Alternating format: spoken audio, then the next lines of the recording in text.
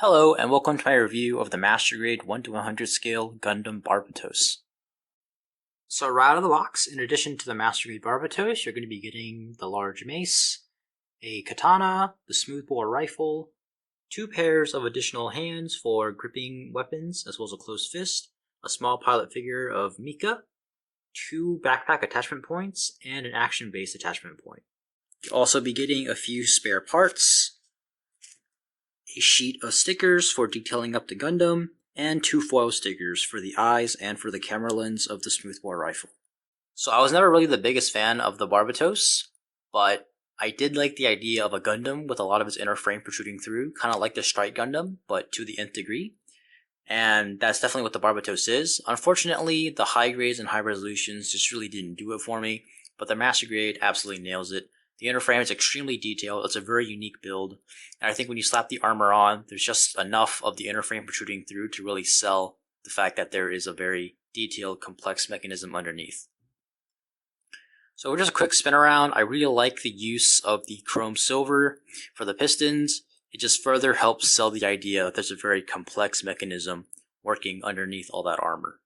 So onto articulation, the head of the Barbatos actually isn't that articulate. You get kind of a chicken neck mechanism that allows it to bob back and forth.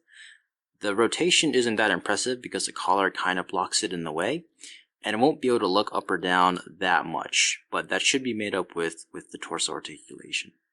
So the waist and torso articulation is definitely a step up from the heads. You're going to be able to rock it off from side to side. The pistons do work, looks very nice. And you're going to make up for the fact that the head can't really look up by bending the entire waist unit up and then tilting up the head, so you can still get those kind of star-seeing poses. Now, there's not going to be much of an ab crunch just because the Barbatos' spine is kind of like humans. It's at an angle, so you won't be able to do any ab crunches that we're used to. But in terms of the rotation here, you're going to be able to get a solid, not quite 360 degrees. The back of the waist skirt does bump into the pistons here, but you'll be able to get basically any kind of angle that you want in terms of rotating the waist. For the cockpit gimmick, there's actually 2 hatches. One is here on the chest. You just pull the part down, and you can kind of see a tiny Mika with his head just poking out. How he got in there is beyond me. But another one is the more convenient cockpit where you just pull this latch down, and again you can see a Mika just sitting in the cockpit. Now in terms of the arm, you are going to be able to get a very nice and solid 180-degree bend. It'll expose some pistons, and if you noticed, the little mechanism here, these pipings on the back of the arms, do move as you rotate the arm. So very impressive for a Master Grade arm.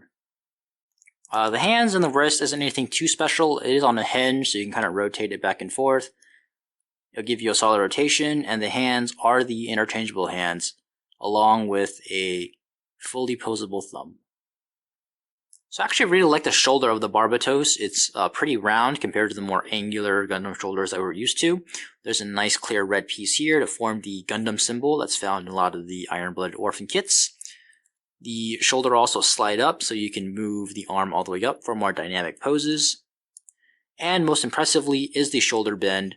Like most modern Master Grades, it will slide out a fair amount, but what's most impressive is the way these pistons slide back and forth as you move the arm back and forth.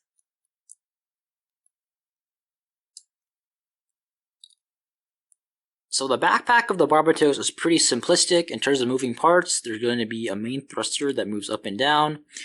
These brown parts on the sides will be able to slide back and forth. That's mainly to attach weapons onto the back, but we'll get to that later. And similarly, for the weapons, you are able to slide out the entire mechanism of the back, and it's going to be connected with a very long and nice silver piston.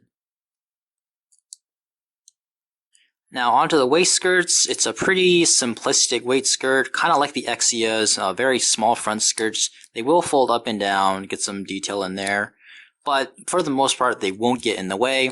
The sides is similar in that they're on a hinge, so you can pull them up and down and have the legs kick out for splits.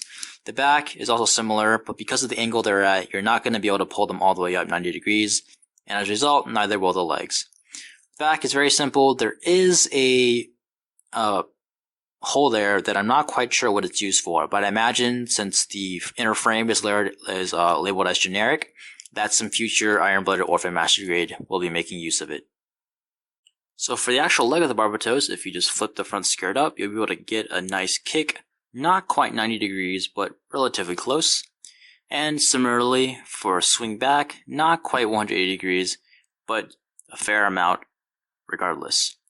And now for the actual bend, it's a very nice bend, and if you slide this part down, you'll be able to bend even more. And here on the knee, there's no sliding arm or anything, but it does expose the inner frame, so it can recreate the pose that it was initially found in. So if you move this piece back up, you'll see that the armor here has slid down, and you'll have to just manually slide that back up into place. So the foot of the Barbatos is kind of weird in that it's a very flat set of feet. I guess they're kind of going for a claw look with the very pointy toes. But I think it kind of matches the aesthetics of the Gundam, weirdly enough. So in terms of mobility, it's pretty solid in terms of the ankle movement, be able to bend side to side. The ankle guard here will move back and forth.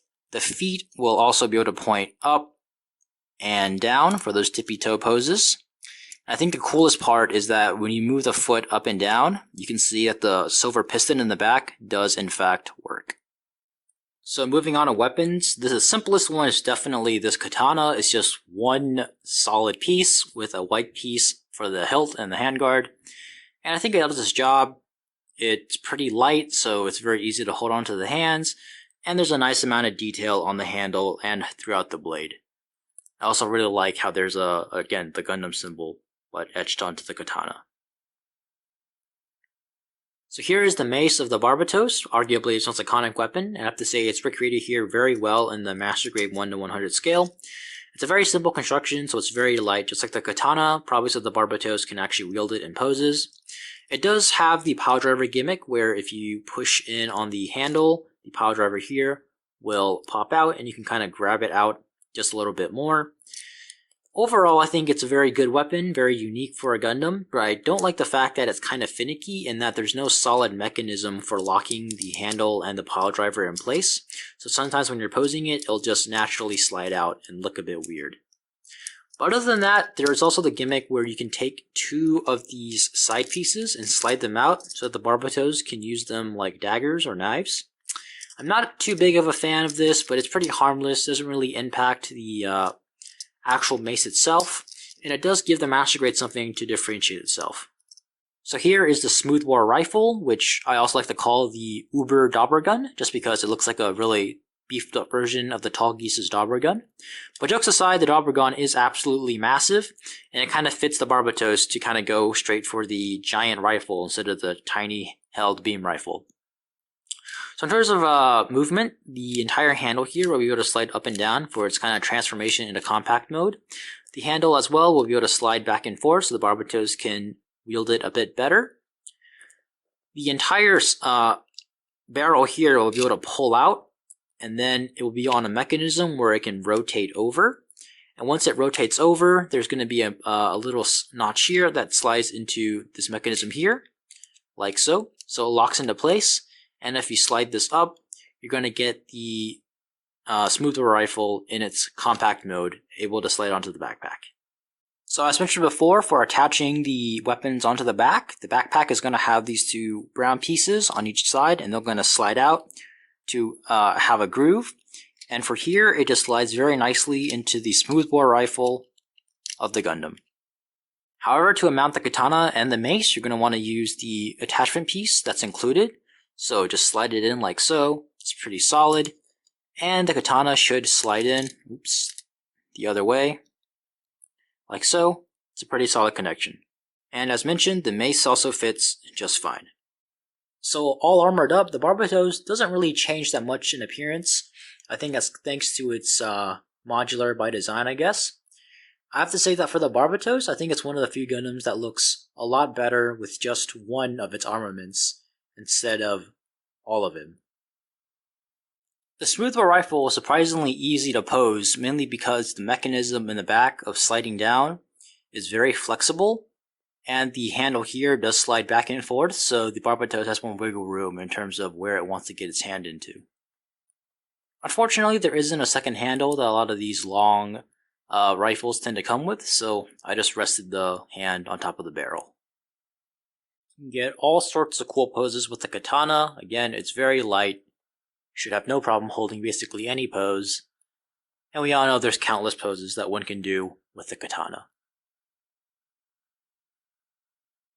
And like any good master grade, the Barbatos has no problem recreating its cover box art.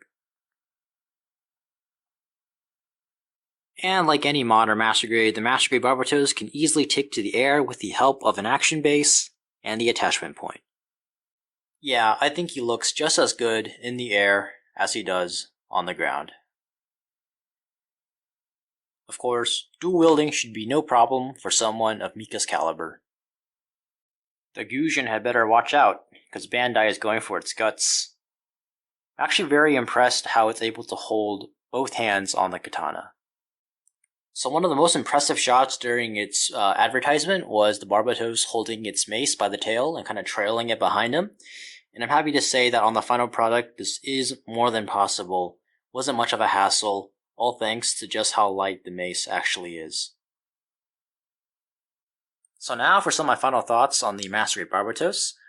To be quite frank, I think this kit is absolutely amazing. The build is very interesting and unique. The looks are absolutely amazing. The articulation and posability is very impressive. I really like how they used the silver pistons to really add something to the Master Grade, as well as the overall frame design that the other grades didn't have. I think one of my favorite parts about this kit is the silver pistons. The way they actually work is very impressive. That being said, the kit isn't exactly perfect. There are a few nitpicks I have with it. Sometimes when I move things around, especially with the arm joint and the shoulder joint, the silver pistons there do tend to pop out, but sliding them back in is no problem at all. There also is one small white piece on the smoothbore rifle that tends to sometimes fall out, but that should be an easy fix. I'll glue it up once I paint the kit. So yeah, overall, it's absolutely amazing kit, especially for the price range. Unlike some of the bigger kits that people like the Sazabi, Verka, etc., this is well within the average range of a Master Grade, so around $45 to $50. So yeah, I think that anyone who's a fan of the Barbatos, even if you haven't built a Master Grade before, definitely give this a try. I think it'll blow your mind. Anyone who's a fan of intricate builds, anyone who's a fan of Master Grades, but not quite sold on the Barbatos, I still definitely recommend that y'all get this kit. So yeah, thank you for watching my review of the Master Grade Barbatos. Please comment, like, and subscribe, and I'll see you next time.